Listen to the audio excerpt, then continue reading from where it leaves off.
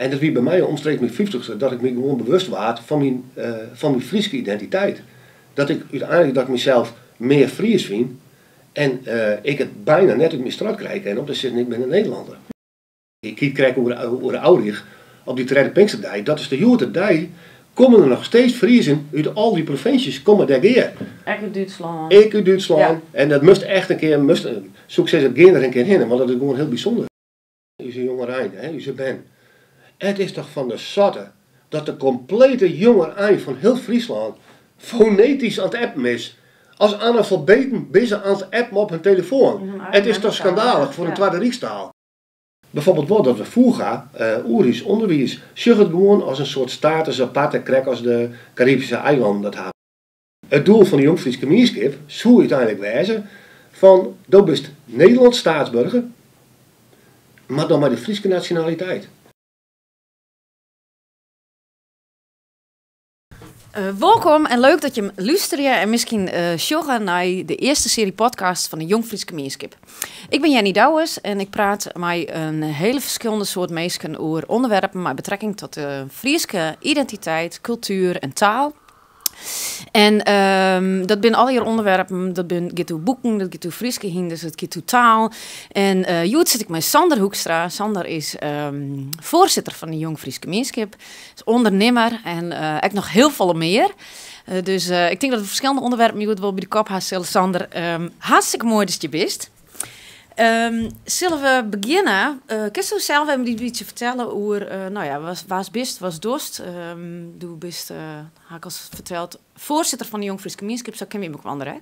Ja, dat klopt. En daarnaast bist ondernemer. Ja, dat is weer. Ik heb verschillende kanten. En inderdaad, een van die kanten van mij is dat ik sinds 2 jaar dat ik voorzitter van de Jong Fries Gemeenschap ben. Daarnaast ben ik 20 jaar geleden begonnen als ondernemer.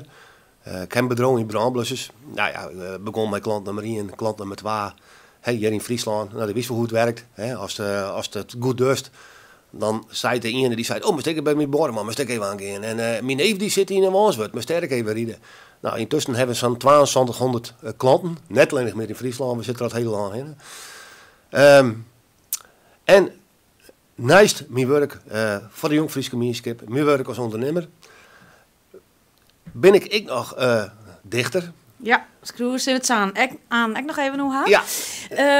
Maar beginnen met de Jong Fries Gemeenschap. Dat is ik zat wie me kwam kennen. Ik zit in het bestuur van de Jong Fries Gemeenschap.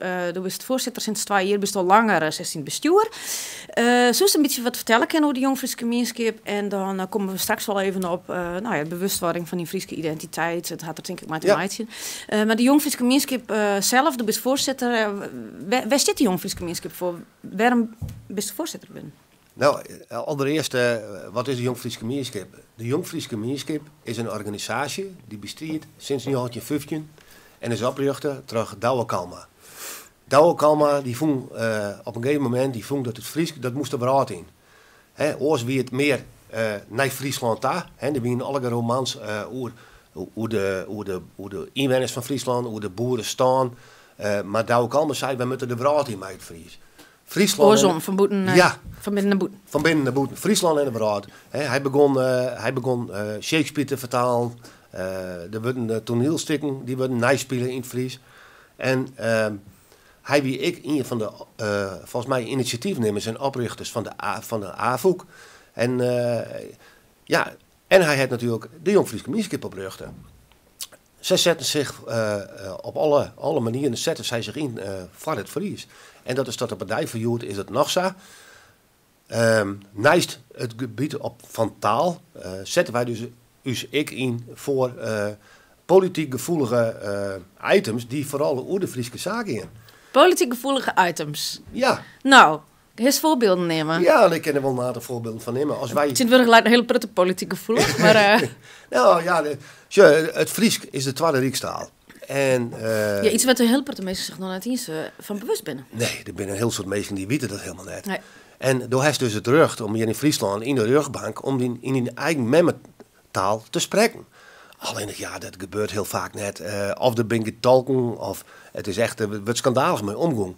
En het is net alleen in de rugzaak. Het is maar bijvoorbeeld, ik neem even een voorbeeld, het donorformulier. Het donorformulier wie in het Pools verkrijgbaar, in het Chinees, in het Arabisch, maar net in de Tweede Rijkstaal. Het Ja, dat is heel vreemd uiteindelijk. Hij is uiteindelijk heel vreemd. En toch, wie staan er net bij stil? Wie vinden dat misschien eigenlijk al wel heel normaal? Dat het een beetje... Nou, het is en dat komt een beetje terug uit zijn aard. Het net zo raar en soest dat nog wat van. En ik vind gewoon dat je er oors in stemmen moet. Wij zijn hier al van 2000 jaar wonen wij hier op dit stukje groen hier. En het vind ik uiteindelijk aan de basis stien van het joerdijstige Nederland. Best in de geschiedenis vind er heel weinig van waarom. Maar dat is wel een feit. En ik vind dat wij best wel wat harder voor onszelf opkomen moeten. En zoals commissaris Brok zei, er mij wel een tasje bij. Ja. Ja, nee, dat is inderdaad, nou ja, dat is, ik weet wie me kwam van kinderen natuurlijk, van die nou ja, strijd, hoe ik het haast nemen. Om nog even een stukje weer om te gaan.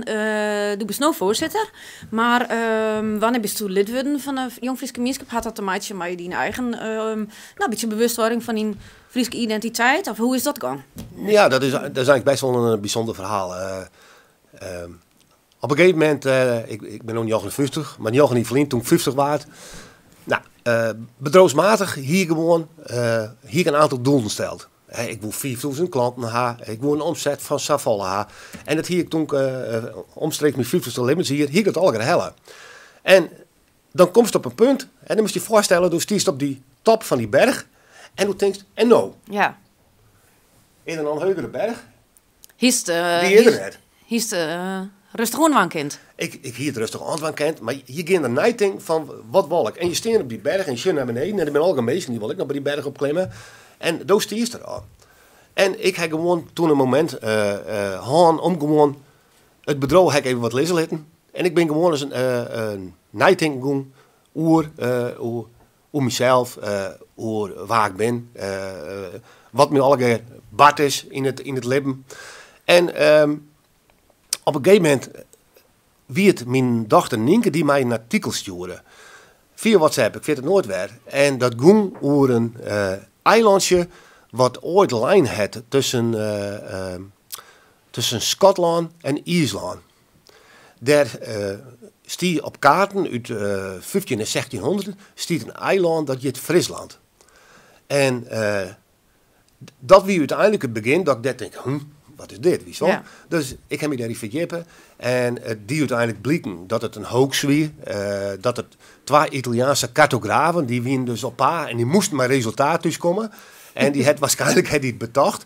Maar het is wel zo, als je dus bij Tresor bent, waar alle documenten in het Fries bewaard worden. En toen zie je daar in de atlassen van tussen de 14 en 1600, stiet wel degelijk dat eilandje Friesland stiet erop. Dat hoax-eiland. Ja. Nou, toen wie geschiedvervalsing. Ja, nou ja, zo ongeveer. En toen ben ik me er wat in verdieping gaan. Ik in Friesland, maar ik in het Fries, maar vooral ik in de taal. En wist mijn hele leven lang, heb ik altijd werken bij bedrijven uit de Ranestad wij. En een paar dingen. Meesten wisten altijd, als ik in je zin zei, wisten meesten gewoon al dat ik uit Friesland kwam. En ik begreep het nooit. Dat ik dus mezelf, ik opjong hier voor de AVO-cursus. En ik zeg dat wij in Friesland broeken we de helpwerkwoorden en de werkwoorden. Die broeken wij dus, wij broeken dat niet Fries, oorsom. En zo vertaal ik dat naar het Nederlands staat. Dus meesten die jaren vandaag, die komt in Friesland uit. Ja, ja. En dat binnen alle van die dingen, dat die op een gegeven moment bewust was van waar ben ik. Ja. En dat wie bij mij omstreeks mijn 50ste, dat ik me gewoon bewust was van mijn Friese identiteit. Dat ik uiteindelijk dat ik mezelf meer Fries vind. En ik het bijna net uit mijn straat krijg. En op te zitten, ik ben een Nederlander. Nee. En had dan nou achteruit zoiets van dat hier... Had ik dat bijvoorbeeld meer... Ik had zelf heel sterk dat ik denk van ja, op squallen... Ik had hem wel Fries leren lezen, maar meer eigenlijk net. Geschiedenis weet ik net zo vol van de Friese geschiedenis. Als het Hast ik zoiets van, nou, doordat een jeder leert hier op school een beetje meer hoe is Friese identiteit of geschiedenis, is hij daar misschien wat jeder van bewust worden kind of? Ja, nee, dat klopt het Ik zou helemaal. dat volgens Ik zit wel heel eerlijk, ik ben nooit iemand die in speed waarom shut. Dat vind ik vind ik altijd zonde van de tijd. Het is West en je kan je beter focussen op het positieve en de vaartend.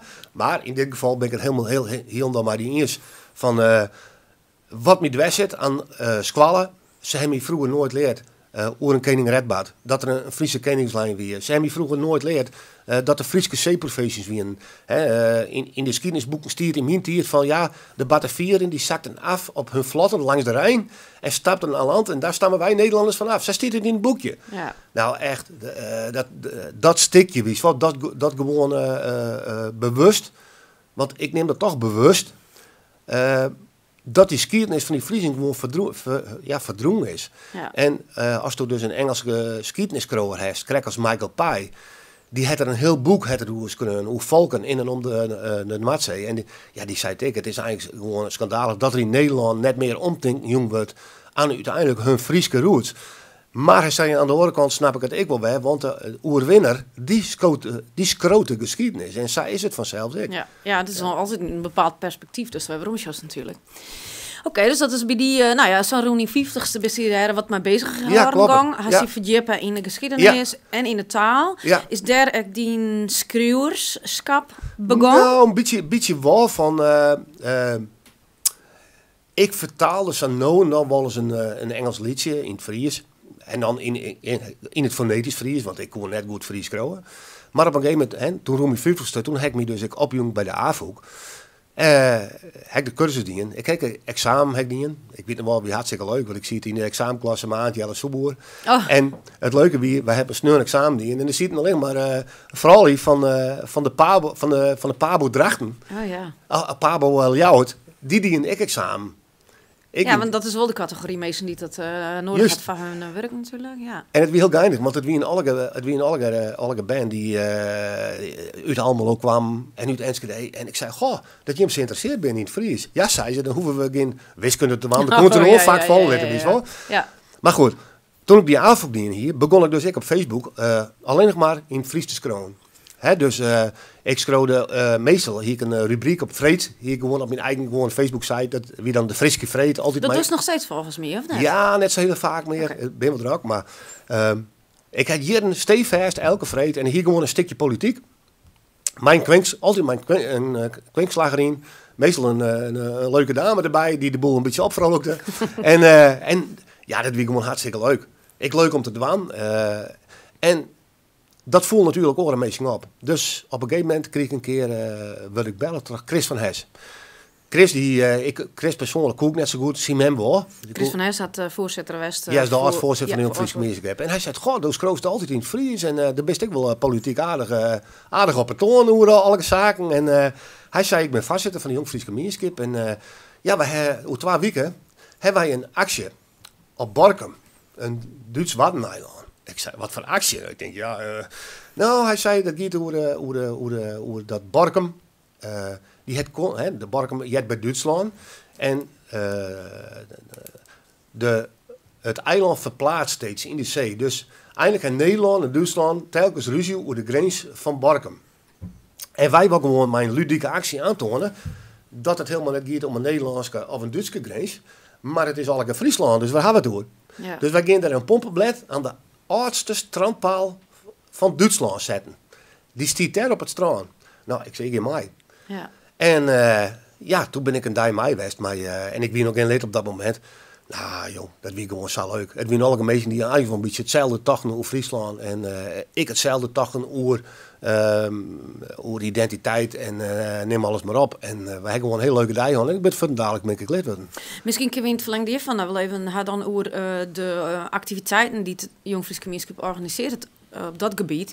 Want er wordt van alles wel die richting die interfrieske zaken en betinkingen. Kun je daar misschien nog even wat toe vertellen? Want ik denk dat een hele paar mensen bewust zijn van dat gruttere Friesland en dat nog wel heel erg leeft. Ja, dat met van die dingen. Ik vind dat gewoon onvoorstelbaar. We hebben een keer even kwaad. Toen heeft dus Oost-Friesland, hoe de grens bij Emden. En een heel soort mensen daar, het ben Duitsers, maar die zeggen ik zeg mij van ja, ik ben geen Duitser, ik ben Fries. Die vielen zich ik Fries. En die hebben Fries praat? Nee, die hebben dus de taal, zijn nog wel ze nemen dat daar plat Duits. Dat is in feite het ligt wel een beetje op grens, maar dan moest je net vergeten, wij onze taal nog houden ha. In Duitsland is dat er wel een uitslijn, tot die Pruisen daar in de tijd. Echt weer. En dat hebben wij gewoon minder aan. Maar die meesten velen hun nog Fries. En dan heeft dus bovenin dus Noord-Friesland en daar heeft ik nog een.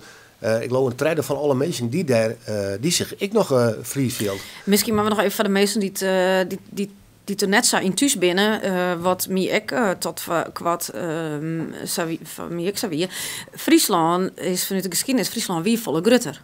Ja. Ik kan daar nog even wat over vertellen, want zo komt het natuurlijk dat er dus in die gebieden, onder andere in Duitsland, dat ze zich nog Fries vielen. Ja, dat klopt. Je moet uiteindelijk denken aan van de oud Denemarken tot en het zit dan in de oude akten tot de Sinkval. Dat wie een rivierke, dat is nu intussen opdroegen, op grens van België en Nederland. Alle kustprovincies wien gewoon Friese zeeprovincies. En door kerst het nog zien aan sporen in de taallandschap, bijvoorbeeld van Noord- en Zuid-Holland. Er zijn dus bepaalde plaknaam, dat vroeger wie dat Fries. En op een gegeven moment kregen die meesten daar, vooral rond Kennemerland, die kregen op een gegeven moment telkens meer aansien. En die zetten zich dus oud in die Friese boeren. En die hadden dus de plaknaam verloren. Als je dus Rijnsburg hebt, vroeger dat Rudolf Schahiem. En dan binnen mensen, hoe komt erbij? Ik zei, pak Wikipedia er maar bij, zie het maar op, geschiedenis, en dan stiert het gewoon voor je.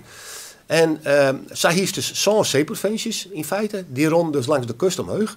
En als je bijvoorbeeld Grens hebt, de provincie Grens, het is wel zo, de provincie Grens, wie vroeger ik een Friese zeeprovincie, maar bijvoorbeeld de stad Grens, het er altijd boetenstien, die is altijd wat meer Saxisch van oorsprong was. Dat waren altijd twee verschillende dingen, zeg maar. Nou, er is ook een hele tijd west, dat is tussen 1300 en 1200 en 1500 west. Toen hiest dus in Oost-Friesland, in Aurich, daar hiest een upstalboom, dat was een soort krachtplak. En er kwam dus van Schimburgers, van al die Friese provincies, die kwam daar ik geer om daar rug te spreken. Als Doe en ik een skill hier nu een stuk aan, dan konden we op de Pinksterdijk daarheen. En dan zei ik, Jenny Douw, heb ik een stuk land verkocht. En dat zou een best vruchtbaar land wezen, maar er groeit net een bledje op. En dan worden de rug sprutsen. Dus dat Friesland, dat wie volle grutter. Ja. En dat is werd net alleen nog de Jong Friese Gemeenschap, maar er zijn meerdere organisaties, meerdere groepen mensen die nog steeds die verbinding nog steeds ziek je. Nou, dat is gewoon heel bijzonder. Als je daar een beetje inrekst, ik krijg over Aurich op die tweede Pinksterdijk, dat is de jote dag, komen er nog steeds Friesen uit al die provincies, komen daar keer. Ik uit Duitsland. Ja. En dat moest echt een keer, succes het geen er een keer heen, want dat is gewoon heel bijzonder. Ja, ik had het een keer meemaken. Ik vond het inderdaad ook heel bijzonder. Ja. Maar ik op Helgoland, dat ben ik van die dingen, daar heeft 1 keer in de 3 jaar, heeft het Friese Dropendij. Dat is een festival voor 3 dagen. En dat wordt dus georganiseerd. Die ene keer terug dit Friesland, de andere keer terug Oost-Friesland, de andere keer terug Noord-Friesland.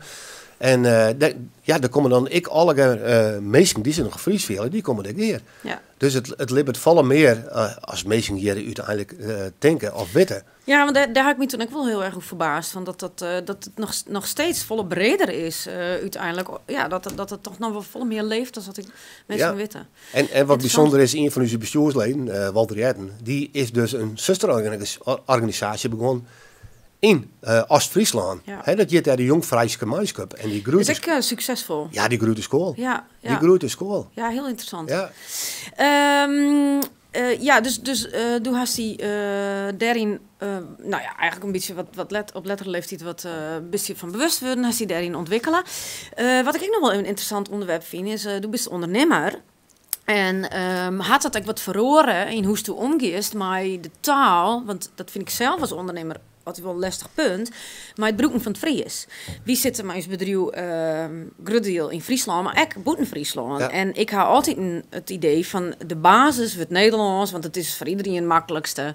En ik begin er toch wel eens een beetje in oorzien te denken van, ja, maar waarom zou je sowieso in Friesland net eerst beginnen met Fries.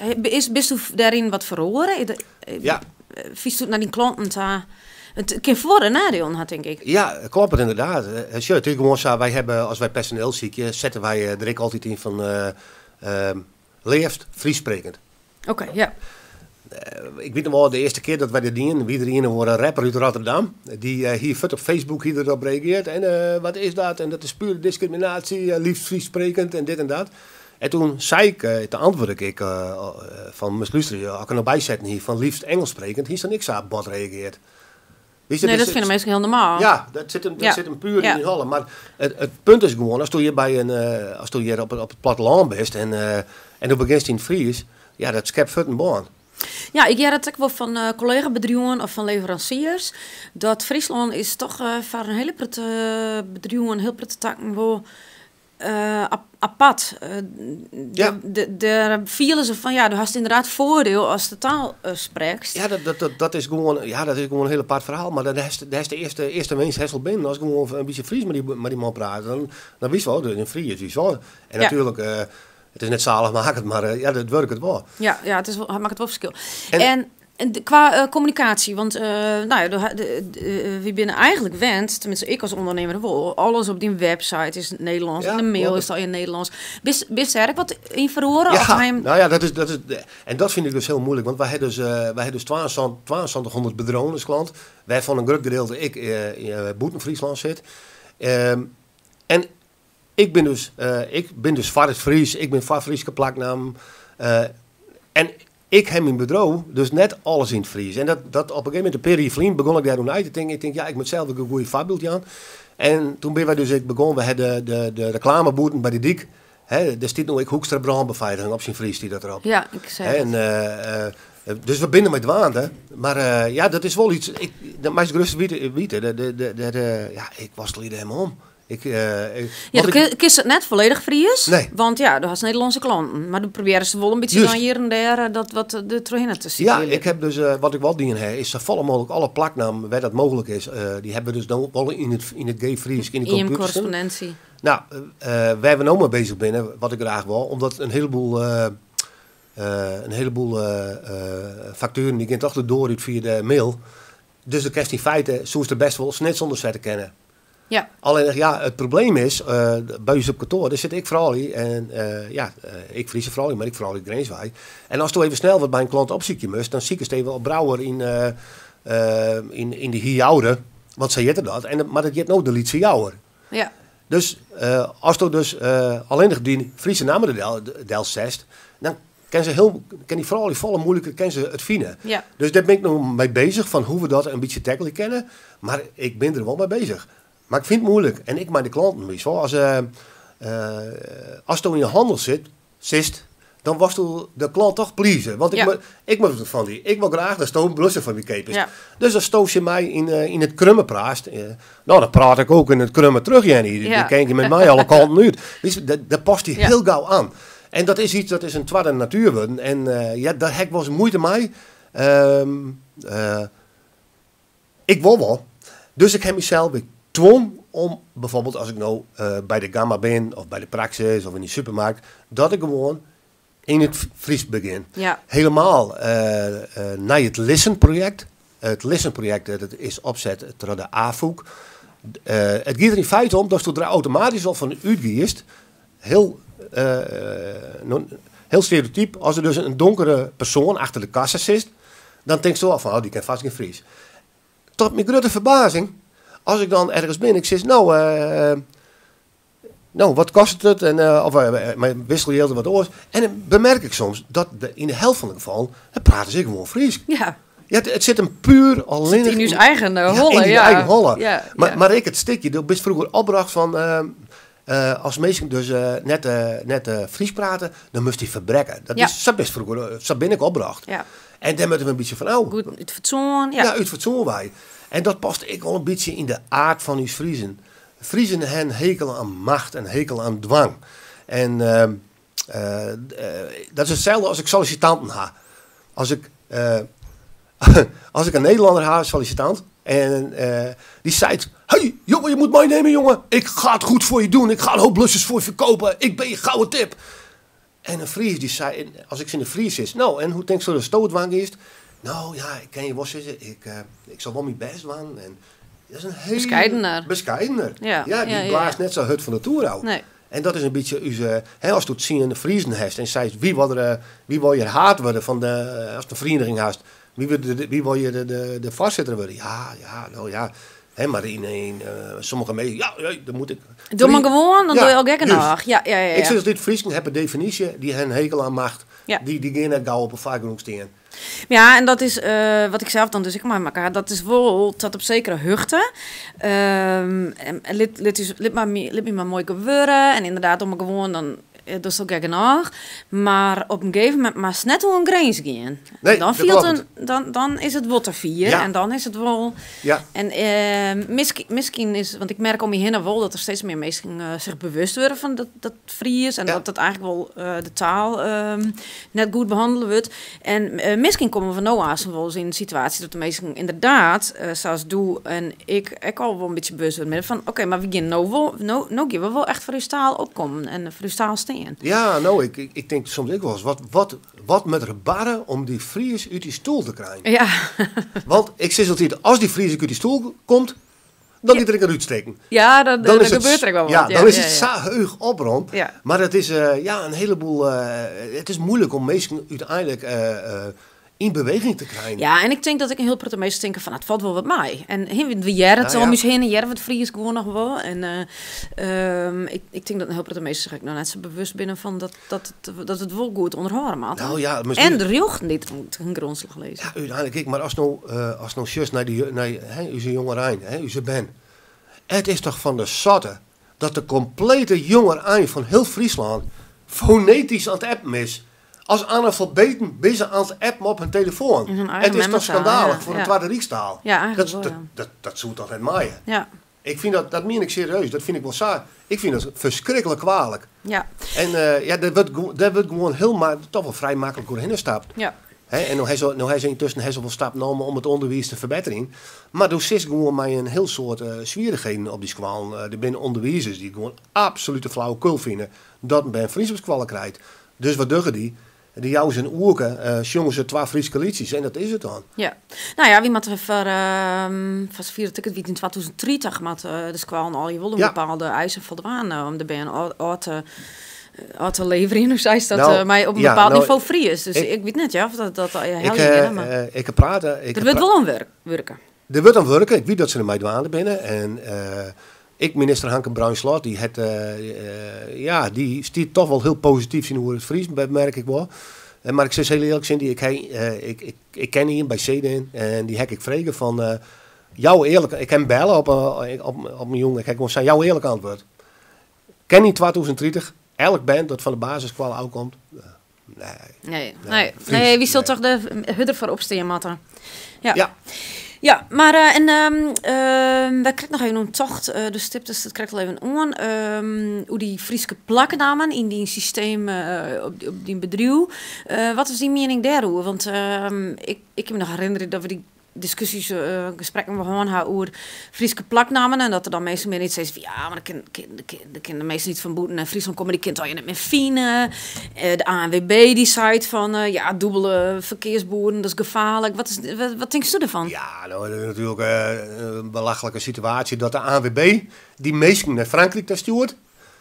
Zei van bewegwijzering in het Fries kan een gevaar opleveren voor de verkeersveiligheid. Nou, die man heeft een god zien halen echt weer om zaken uitspraken dat het waan.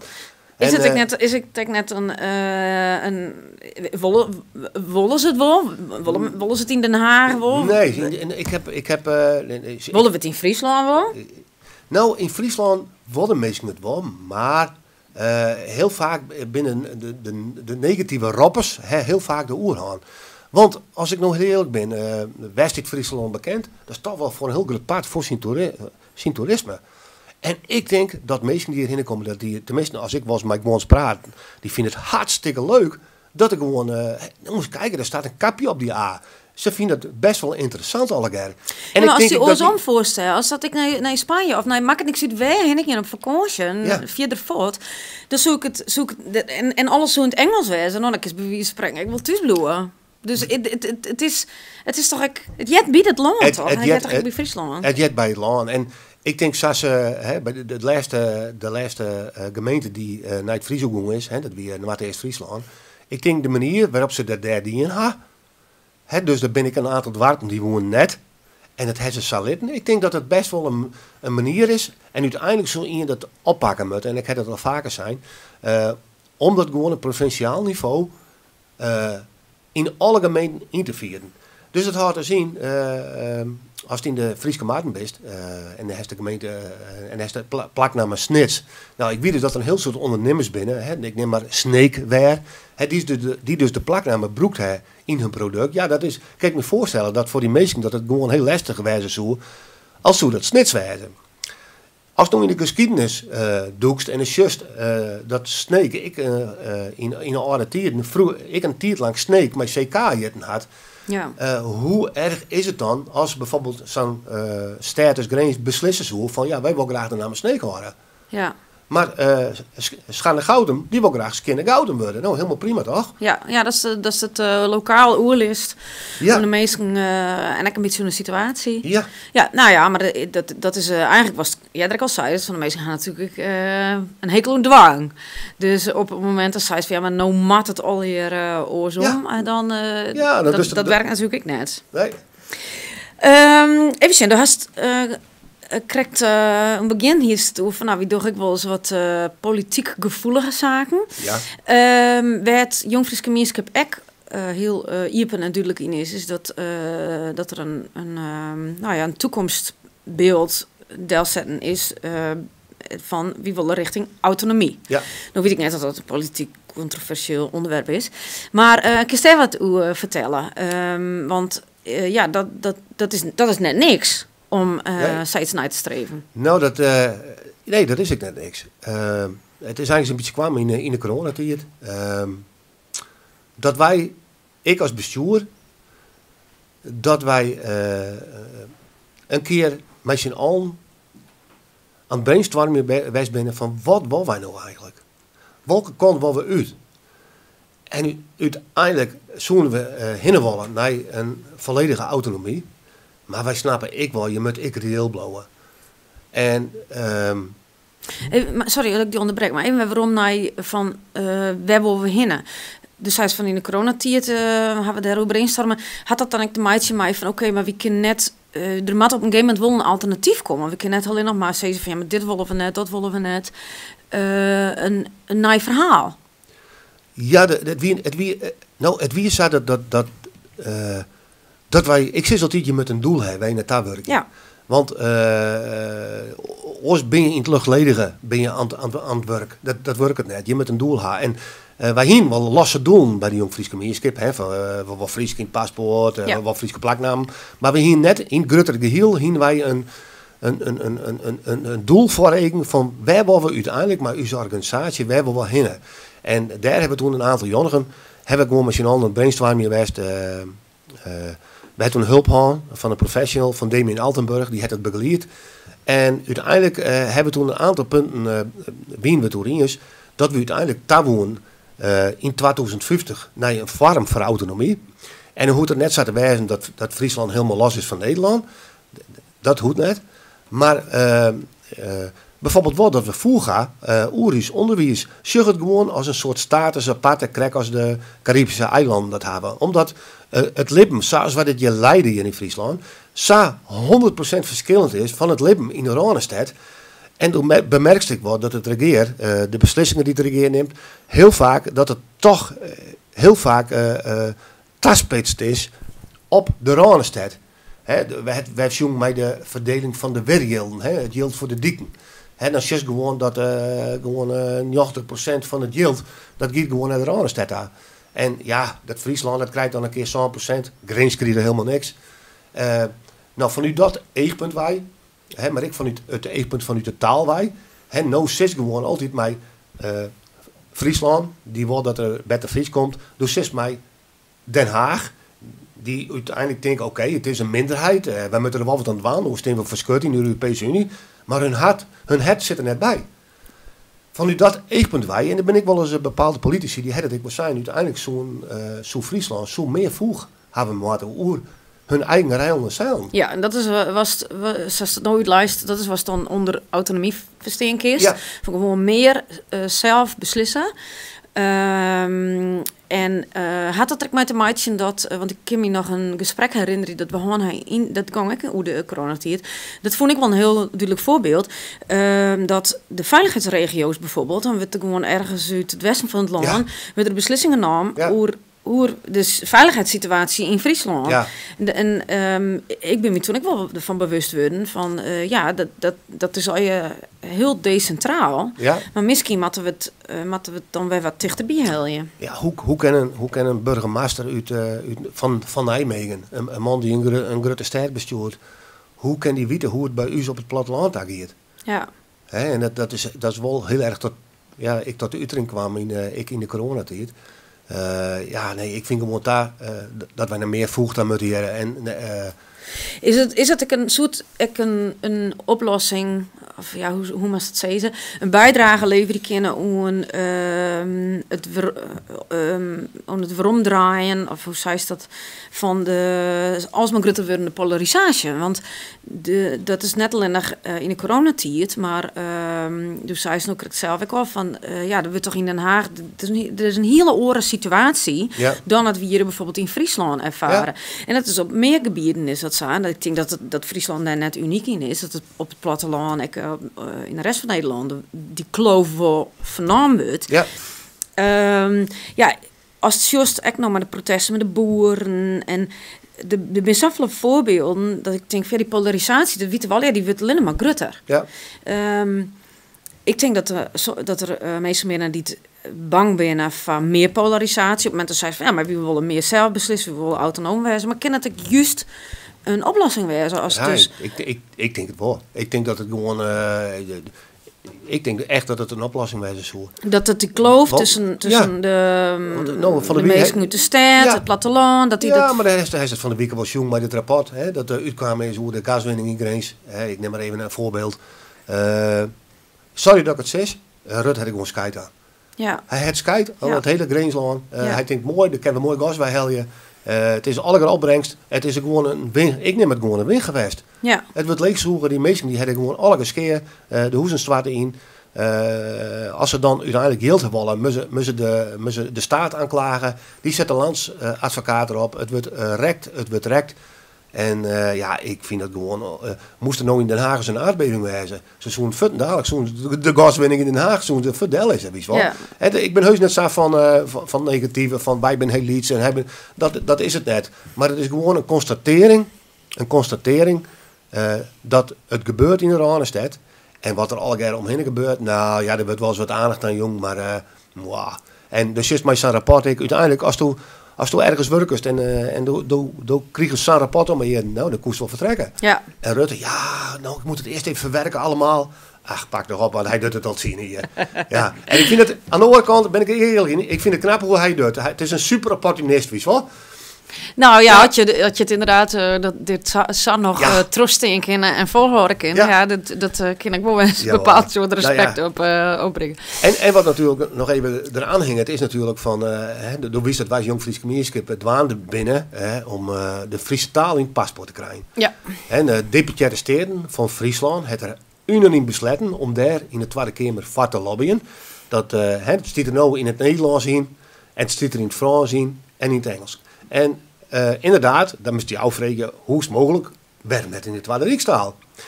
Maar goed, uiteindelijk, het doel van de Jong Fries Gemeenschap zou uiteindelijk wijzen van, dat bent Nederlands staatsburger, maar dan met de Friese nationaliteit. Wat zou dat mooi wijzen? Hè? Want dan kan je nou als vlechteling, ik kan je Nederlands staatsburger wijzen, maar die Irakese nationaliteit. Ja. Dat zou toch geweldig wijzen? Ja. Ja. Maar goed, je moet er in de politiek soms lietse stapjes nemen. Ik bemerk op dit stuit in de Tweede Kamer. We hebben wel de sympathie van de Tweede Kamerleden. En er wordt vies te weinig gebruik van maken. Echt weer. Er is volle meer mogelijk. Maar ik bemerk dat ik wel provinciehoers, als we dan wel eens een oorlis hebben met ambtenaren. Die ben zo hoeren. het moet voorzichtig, het moet net raar. Hele liefste stapjes, meidje. Ja, ik denk dat je soms... Daar ben je bang voor?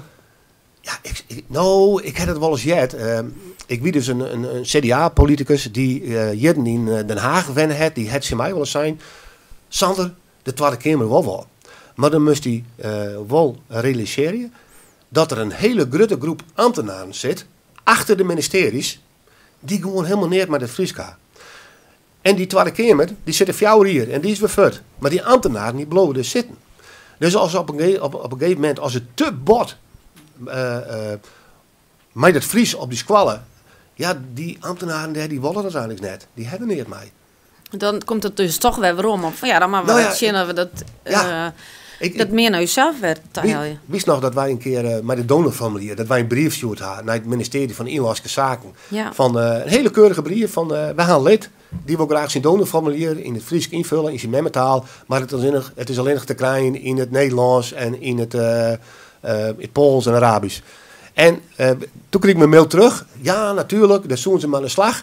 En hij hier die mail terugstuurt naar een collega. Dus hij hier eronder zet. Hey Henk, ik stuur deze mail naar je door. Maar laten we eerlijk zijn. Laat die schrijver een keer in zijn paspoort kijken waar hij vandaan komt. Oh, serieus? Ja. En Zo werd er dus hoe toch een praten. En het was natuurlijk een incident, maar zo werd er hoe praat. Nou ja, ik heb zelf natuurlijk met de blok weer Fries niks zulke incidenten mij maken. Nou ja, de wist dus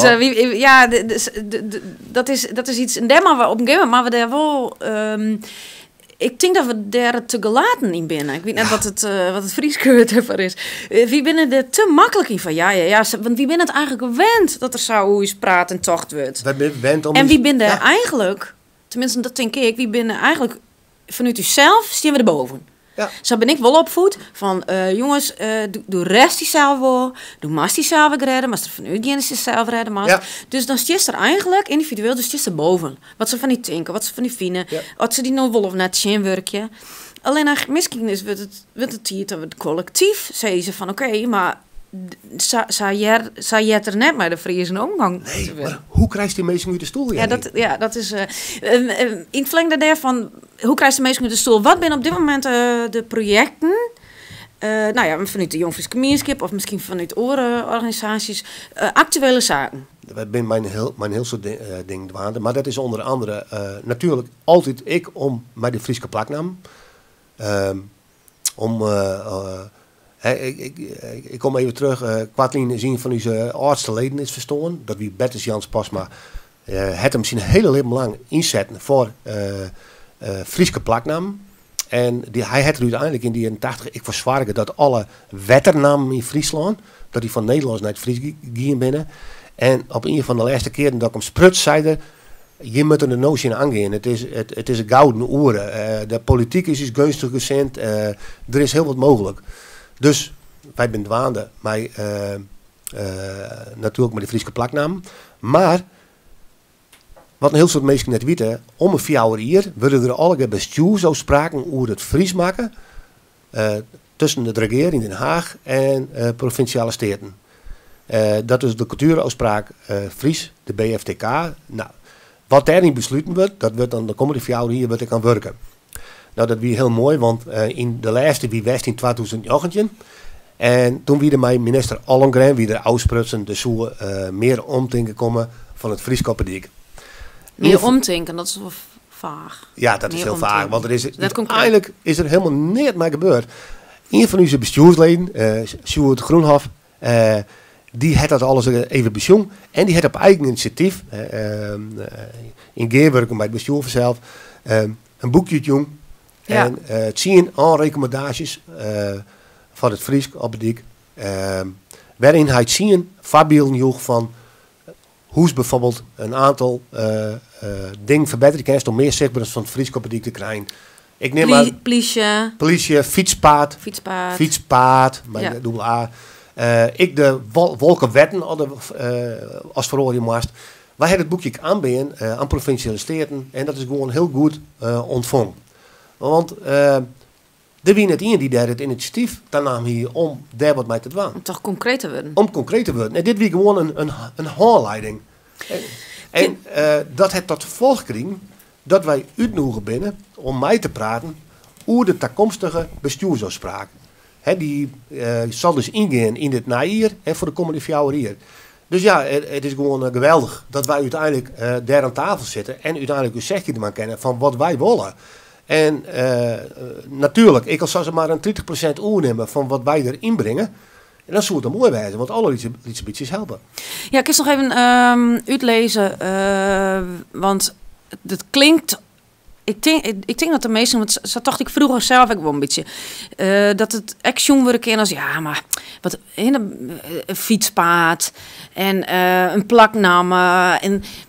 ik krijg soms ook nog wel eens opmerkingen van, ja, we zijn mee bezig, wat had dat voor nut? En kist ik uitlezen van, want ik zocht dat als onderdeel naar al je liedste stapjes, naar uiteindelijk dat doel van meer voer. Ja, nee, dat klopt. Als het dan over de plaknaam haast heel simpel. Ik vind het best, de Hiesjet is in Bjaarsterhem, dat wie de eerste gemeente die ook op freestyle plaknaam. Hier is een dorpje dat heet Roda Huizum. En ik weet nog best op een gegeven moment ging die hele gemeente wordt met Fries en Roda Huizum, dat wordt Reduzum. En ik weet nog best, hij die zit aan tafel. Zo, wat een flauwkul. Reduzum. Het lijkt er wel Ruskisch en wat is dit? En ik denk, ja, wat apart, jongen. Reduzum. En 2 letters, hè. Iedereen hier doet Reduzum. En het zit er helemaal in. Ja. Zeg maar naar Jestermar. Is ik zoiets. Ja. Dus het zit hem, alle gasten zitten hem gewoon in die holle. Maar het verroert het wel wat. Het sentiment verroert heel belangrijk. Ja. Ten gunste van het Fries. Ja. En dat had ik gewoon te maken. Wij stoten het al hier door de polarisatie. Neem alle oorzaken maar op. De mensen in Greens, die vielen zich in de steek lieten tot de gaswinning. Dat mensen op een gegeven moment zich meer bewust worden van ze zie ik je dichterbij. Die dichterschap. Want daar hebben we het nou eigenlijk net echt uitgebreid te horen. Kun je er nog even wat over vertellen? Van, ja, hoe komt het daar? Du hast al verteld van... ja, ik doe de cursus aanvoer. Ik ben met die taal begonnen. Ja. Maar je bent net van hier door om een dichter. Nee, ja, het altijd... Ik vind taal vind ik altijd mooi. Het zit ik wel een beetje bij je in de familie. Mijn oudere broer Erik, die werkt bij de Friese Academie.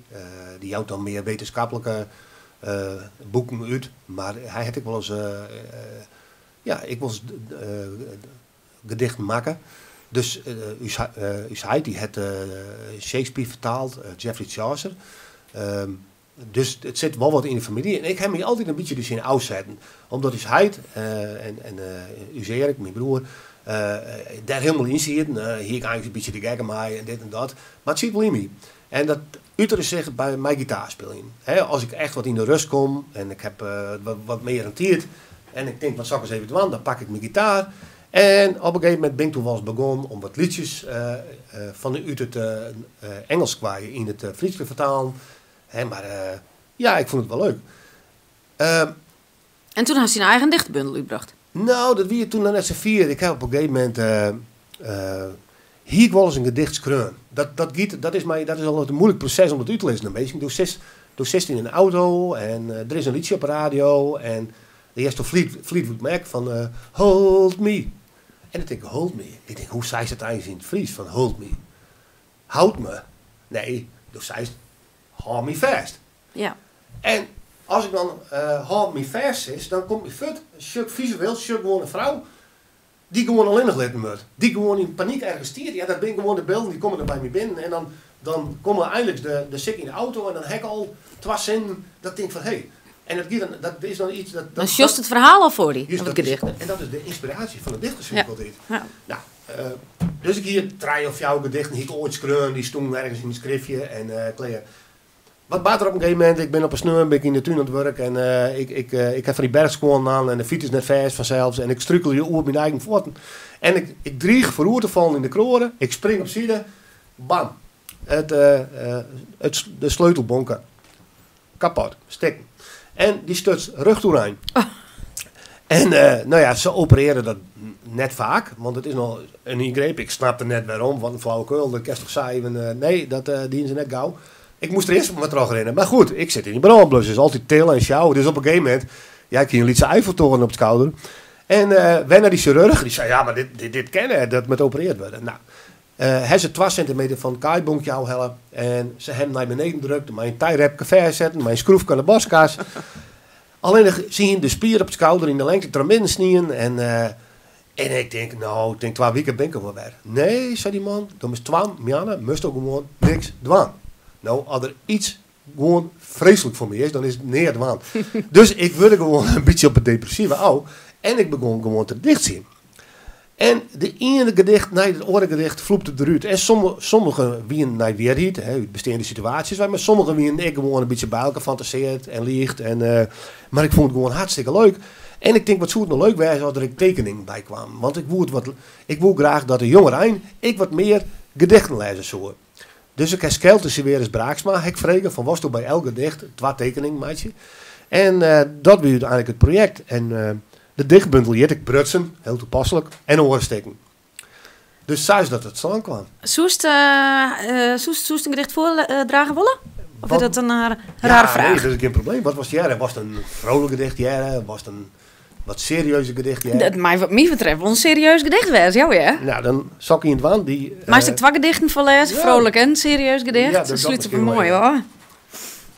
Ik heb een gedichtskreun en die is wel op weerhiet berusten en die gaat over het versterken van uw heid. Toen uw heid verstoor, komt er in de kamer te lezen. En wij als band, mijn broer en mijn zuster, wij binnen dan in de kamer. En die koelventilatoren, die jammer die daaronder, die kisten de hele tijd. En we sjuggen nog eens even naar hem. En er komt in één keer die een hele lippen, alles wat was ooit die man mij maken hast, komt in één keer als een boemerang op je terug. Alle dingen uit een jeugd is wegvergeten wie is, die komt positieve dingen, heel veel positieve dingen, maar ook negatieve dingen, komen gewoon weer om. En daar heb ik dit gedicht geschreven. En dat jet de laatste keer zit.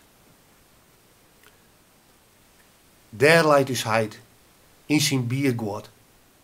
Geen lippen meer. De geest is God. Het aanleed veel en het hier wat slap. De wojarden en een bril had er nog op. Ik strik hem hoe de kade haan. Alles voort. Gehoor, gezicht, verstaan. De ventilator houdt wat lood. Ik heb piekenvel. Klam is mijn hoed. Mijn teenzen wil het antwoord vinden. Dat het de kaai is naar het verliezen. Ik kom mijzelf zien. Ik liek je wat te dreamen. Als de trein eindelijk beginnen te streamen. Prachtig. Ja. Ik ben er stil van, Jenny. Ik ook. Ja. Dat mag je ook. Ja. Toch? En deze mooie gedichten binnen in die bundel te verkrijgen. Waar is dat ergens te bestellen? Of Ja, bij de A-hoek in de boekenshop hadden ze wel. Okay, ja. En ik denk op bol.com wel. En dan was meestal weten mij wat te vinden op Facebook. En ik heb me wel die kan me altijd wel een berichtje sturen. Heel mooi. Dus, nou, ja. laten we dan afsluiten met nog, ik zou die bladeren, nog Ja, een vrolijke ding. een vrolijke dicht. Laten we Ja, daar dan mee afsluiten. Dan moet ik wel even ziekje. Het ben al hier sentimentele gedicht. Nou, net alle Nee, ik vond het prachtig, Sander. Dan denk je, maar je soms ik wel eens even stilwezen. Ja. Eens even stilstaan. Ja, nou, dat ben ik ding die bij ik vind het je hebt altijd. niet leem. Wist, ik vind het altijd. Ik vroeger leer van de wiezer en ik vind, er wordt je wel leerd hoe de betten op squallen. Ja. Maar hoe degen, dat is eigenlijk zo wel een beetje taboe. Terwijl het uiteindelijk wel bij je zit. Je hebt niet leem, ja. Ja, als vroeger bij de Witsingers, wie gewoon wie gewoon een heel normaal pad van het lippen, zeg maar. Ja. Dus dat wie gewoon heel hoors. Nee, prachtig. Mooi gedicht. Ik zal er even een vrolijk gedichtje bij ziekje. Dus Jussel, ik moet echt even ziekje, hè? Ze ben er wel, hè? Oh ja, dit is misschien wel leuk. Dit is, Nou, dan ga ik een vouwke bij zetten, dus ja. die vond ik blijkbaar leuk. Het is uiteindelijk op een... moet je voorstellen, dat best op een feestje in het dorp. Het is een hele mooie simmerjong. En daar heeft een famke ontmoet. En maar die vriendinnen rinst door de dik. En dat bad dit. Doe en ik. Uiteindelijk, daar lezen wij op het moors. Doe en ik. Op het bleek van mooi lolkje. Het gijs is wierd, dat ik broek mijn oud jas. Wielst het mandje, kiep het langs een wolkje. Klamkoud is het piekenvel op die hoed. Als ik mijn haan onder die boesgroentjes ko. Ik prommel je wat, doe jou geen loert. In de vierde balt een ko. Us verstaan, dat stiet in de braan. Zak komt het, dat wij de lust net harder kennen. Smaaien te gerre de heilige baan. Waarom als wij op deze aarde binnen. Prachtig. Nou, zaak. Heel mooi, Sander. Hartstikke bedankt. Ja. Tiege dank voor die bijdrage. Ja. En voor delen van die kennis. En nou ja, ik wissel zien hoe het met alle projecten aanrint. Waar we toe gaan hebben. Ja. En wellicht tot de volgende keer. Ja, Want als het leuk wordt, dan hopen we een tweede serie te maken. Ja. Ik zou het heel eens vinden. En sowieso, ik vond het toch prachtig mooi om hier wijze te maken. Dank je wel, Jenny. Dankjewel. Oké.